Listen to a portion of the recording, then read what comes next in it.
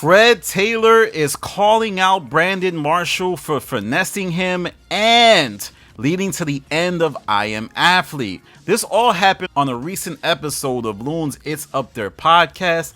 I'll leave the link in the comments. I think this is the most clear Fred Taylor has been about the breakup with Brandon Marshall and what led to the end of I Am Athlete. For those of you that don't know, I Am Athlete was a podcast launched by Brandon Marshall, Fred Taylor, Channing Crowder. It was a podcast that started during the pandemic, and it quickly turned out to be a beast, getting hundreds of thousands of views, millions of views.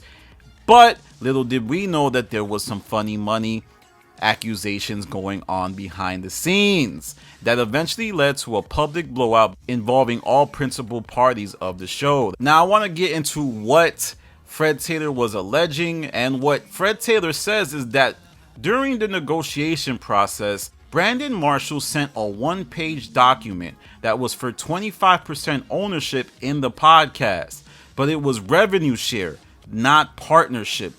Reggie Wayne immediately said that offer wasn't adding up, and Reggie Wayne declined. It was upon this that Brandon Marshall decided to fire Reggie Wayne and hire Ocho Cinco. After that, Fred Taylor said that he didn't invest when that offer was proposed because he wanted to own, not do revenue share in the podcast, and he wanted to see the statements and revenue.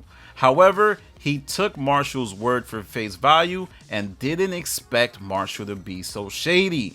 Taylor then says he deferred his talent fee in order to gather sweat equity in the company, and Fred says he was always ready to invest. Taylor then says that B. Marsh only wanted to give him 4% of I Am Athlete, and that when Brandon Marshall says $11 million was invested into I Am Athlete, that is not true. It was invested into House of Athlete, which is interesting as it seems like I Am Athlete is the podcast and House of Athlete is Brandon Marshall's greater company. Fred Taylor says that him and Channing didn't care to be involved in House of Athlete, and says that House of Athlete and I Am Athlete were two completely different things, and he was never down with the process with House of Athlete as they were selling overpriced hoodies. And this is where he starts to really break down the math. Fred Taylor goes on to outline that he accrued $50,000 in sweat equity, and Brandon Marshall had invested $100,000, and that 30% off the top was given to his production company, which left Marshall with 70% of the I Am Athlete or the House of Athlete. I don't know what was going on, and 10% of that went to Marshall's attorney. Fred Taylor says that his $50,000 in sweat equity, which was assessed by Brandon Marshall's business, should have equated to a third in the company. Now, this is all fascinating as Fred Taylor was really getting into the numbers.